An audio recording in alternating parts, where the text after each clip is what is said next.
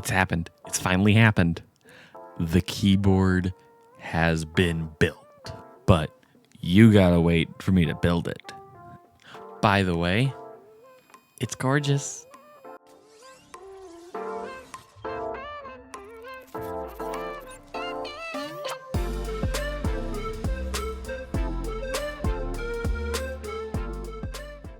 Before we get on, don't forget to like the video if you like the video and subscribe to the channel. Also, link down below to the merch store. They just got some new hats in. For instance, a little vintage baseball cap hat, which is jean. In other words, a jean hat. They also just got in a new ski hat that has the little ball on top. They got 3 different colors there. I have them both up. They are only going to be in the merch store for a limited time. These 2 items will be in the store till the end of September, so get them while you can. Once they're gone, they are gone. I don't know if they're ever going to come back. This is the first time I know of it Stream Elements has ever done a limited run on items, so get them while you can. All right, so everything's here. I got the lube, the keycaps, everything. I just need to put it together. Let me jump to the other camera view. That way you guys can see me take apart a Switch, show you what all the stuff I have to do this, and go from there. All right, so here are all the parts for the keyboard. Keycaps, the NK95 Entry Edition, my Silent Alpaca switch, which doesn't make that much noise before I've even lubed it. Let's get a little better look here. So this is the switch. I'm going to open it for you guys real quick and show you the insides, but there are 4 parts. I've already opened one. So let me show you that actually, because that'd be quicker. Here's the first top housing for the Switch. Not really too important here.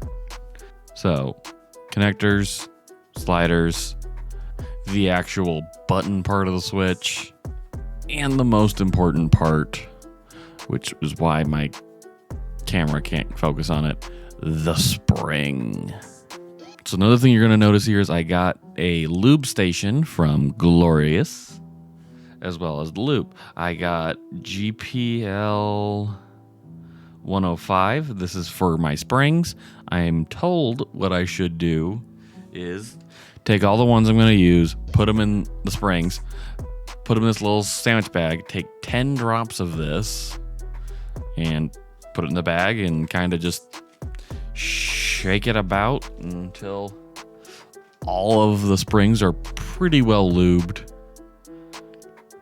And then for the rest, it is GPL 205 grade 0. I'm told this is a pretty good lube. We will definitely be finding out.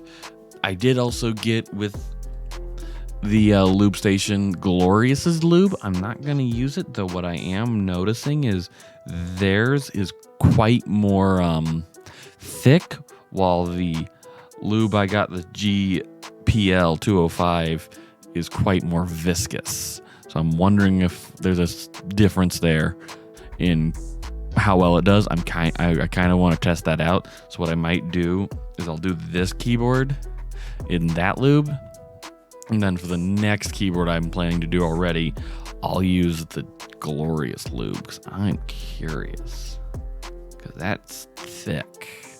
Well, this is quite viscous. So I'm going to hit this first switch for you guys, and then I'm going to start lubing. So this is Glorious's switch opener. Every company has their own in this case. How you do theirs. So you put it in, make sure it's all nice. All right, are we good? Did I put it in right? I don't think I did. I did. Perfect. And we're just gonna press down. Let's see, did I get that off? Yes, I did. Perfect. Comes off just like that.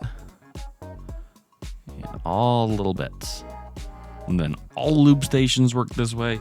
You can separate them out for when you got to lube the parts of your switch. Glorious is even so kind as to give me little spots for all my tools. For instance, the lube, brush, their keycap puller, which this is the first time I've had a one like this. I kind of like it. And their switch puller, which is really nice. It's really firm, and I've already used it a couple of times now. It's really good and really easy to use. If you guys know a better way, or if you guys don't think this is a good way, leave a comment down below, because I am very curious about this. I'm going to start taking apart switches, lubing them as I go. I will see you guys in probably the next day.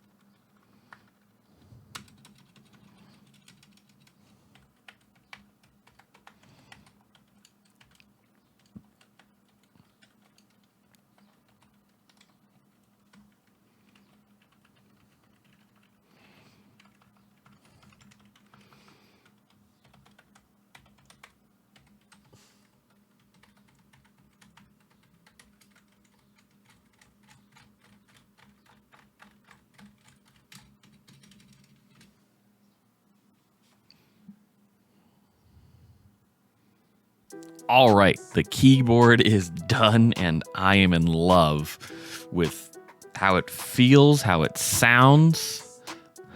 Stabilizers are a little loud, but I didn't lube those. Those came factory lubed from Novel Keys, and they did a really good job, and I wasn't going to mess with that. Now, you can't tell from the video currently, I believe, at least off of the picture I'm seeing on my camera, how the lighting is. So we're going to dim my lights and you're going to see the lighting because it looks really nice. All right, that is the lighting currently from just my back room light. This is how it looks. It's beautiful to me. I mean, you can see the RGB from the side, a little bit from the back, going through the silicone dampener they have, a little more from this side, the back, and the front. It just looks gorgeous. Now, there is a program called VIA. This is VIA compatible. It's a very big program for those in the computer modding and custom build world. And I can mess around with the lighting. So it comes out first, let me find it, is basically just this rainbow effect. Really beautiful even on the blue. However, I thought it'd be better to go with a solid color. At first, I thought the solid blue. Let's look at the solid white. Solid white's okay. Doesn't really show that well. Let's see. Red's a no-go. That looks weird. Teal's okay. But let's stick with this. Yeah, let's do teal. Teal looks nice. Teal gives it a nice light. If we go with the solid color, they have 10 different effects that you can play with on this. So you definitely have a bit of time to figure out what you want to do. I do like raindrop effects. They do look very pretty.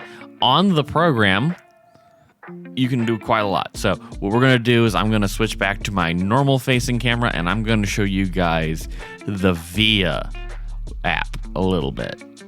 All right, keyboard is done. Now, there might be a little thing here on this button here, the one that's upside down, pointing down, that's the caps lock. At least that's what I have it functioned as. For some reason, that's how they have it planned on the diagram for if I'm doing this layout of a keyboard. I don't hate it. There are two things I need to get now. There are two things I need to get now for this keyboard. A cable that matches the setup. The cable they send is black. It fits most setups, but this keyboard is special. I want the cable to match.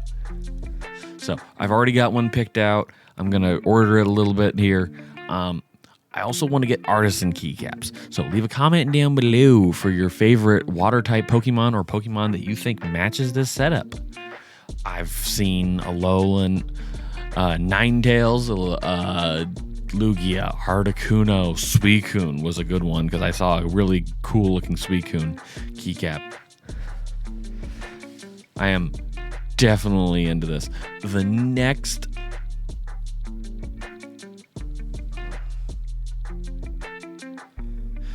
Now, let's get over to watching me put parts of this together. And also, with that out of the way though, this clears me for my next project. I'm going to build a second one. This one, I'm going to make full aluminum. It's going to be purple. I've already decided on the artisan keycap. There is no questioning here. It must be Gengar. Gengar is the only one it can be. Because mostly it's my favorite Pokemon. Gengar for life. I'm really happy with this keyboard. For $200, I'd say it's really good. Silicone dampers, PCB, they lubed the stabilizers. If only they had a keycap that Novel Keys had matched with this style of keyboard. They didn't, which I understand you can't match all of them. But like, you make this many colors, you might as well have sets for them. But let's go take a look at the most important part of this, the VIA software. VIA software is very simple to understand and use. So, first thing you're going to notice, it already has my setup. As soon as I plugged this in, it understood what my setup was and gave it the basic setup for that style of keyboard. But here's the most important part to me, especially if you're a beginning custom keyboard builder or have a keyboard just entirely. It comes with a keyboard tester. And each button you press, it lights up to show that it's been actuated. I did a lot for this build. I think I talk for a lot of people when I say it would have sucked if my keyboard did not work right after I built it. That would have been destructive to me. But once you see all of the keys that you have on the screen and on the keyboard have been pressed and they're all lit up, that tells you for sure that your keyboard is working fine. And I'm very excited about that. It does mean I have to add a software to the computer, but I'm okay with it because VIA's impressive. So VIA, and I'm simply blown away by this. First of all, when you press download, it sends you to GitHub, which is like the most safest place to download everything. Second of all, it has latest drivers for Linux, Mac, and Windows. It even breaks it down, and it gives you the source code. You guys have got to be kidding me. If you know what you're doing, you can do a lot with a source code. But these guys are just handing it out. So, I'm highly impressed with these guys. They are very compatible with a lot of computers. I do need to look through a few things, apparently. But the main thing here is the program itself is beautiful. This tester works with every keyboard, so you can test any of your keyboards to find a bad key. And once you find a bad key, depending on what's wrong with it, it's pretty easy to fix. Generally, if it's a mechanical keyboard, it's the switch itself. I have one switch in this pile of 4, which I need to find again, that does not actuate unless you slam down on it. These are 4 switches extra that I lubed and had made to the specifications. Well, in other words, I just lubed. Because I was worried I was going to bend pins. On none of these, though, between shipping, me lubing these, and messing with them and putting them in the PCB, were these bent, which depresses me. Because the Kailh switches I got for the Z15 EVGA build that came in a metal tin were bent. Like, I had 10 switches that were bent. Now, they're not hard to fix, but that's weird to me. I mean, these switches came in a little plastic bag. By the way, I heard a very audible difference between my lubed and non-lube switches. Let's see if you guys can hear it.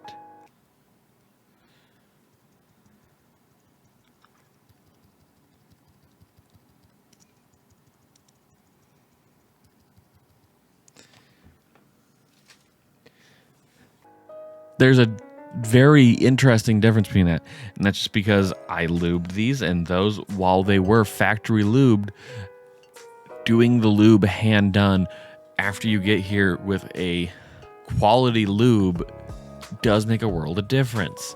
Now, I did say already that the next keyboard I do, I'm not going to use this 205 Geo lube. I'm going to use the G lube because it's caught my attention. It's still very, very thick. It catches my attention. I want to know how this does for keys and compare this switch to another switch and see if I can tell the difference. Well, not really. I'm going to compare it to the same switch, but I'm going to have one lubed from the factory, one lubed by the G lube, and see if I like the G lube. I don't know. It does seem like it might be easier to use because you need to get a very small amount on this very tiny brush, which, like, that's a very tiny tip as far as you guys can tell.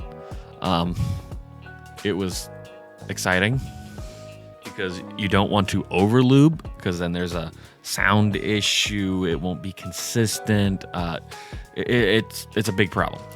So there was a little bit of trial and error when it came down to lubing these keys, which is also the other reason I have 4 extras. And I bought even more extras that are not lubed by me that if I need to, I can later on lube them. I do need to look into how often I probably need to relube these. Now, while you can, let's get back to the VIA program. I got a little off track, but it was an important off track. You can configure this however you like. There are multiple layers that you can do to your keyboard, which is interesting. You can make macros. You can make your own macro. They give you 15 options. There are 10 different, right? 10? Technically 11 with all off options for lighting. If you guys want to see that, we can do this later. I can't do it with the my 2 studio lights on. It's too bright for these LEDs. And you can save your current layout for your keyboard, or even load one that you have from another set. This is awesome. This program is amazing. I can understand entirely why a lot of keyboard builders make sure the PCB is compatible with VIA. So for the price of adding one program that is breathtaking to my computer, I have gained something amazing. My first custom keyboard that I have built almost entirely myself. Because the only part that I did not do was put the PCB in the case. The switches, and the keycaps were all me. And it makes me excited that I did this. Again, I'm going to do a second one, so do get subscribed for that. You will not want to miss my Gengar build. However, first, don't forget to like the video if you like the video and subscribe to the channel. Also, link down below for the merch store. Don't forget to get those hats. They're limited edition and they might not come back. Thanks again for tuning in.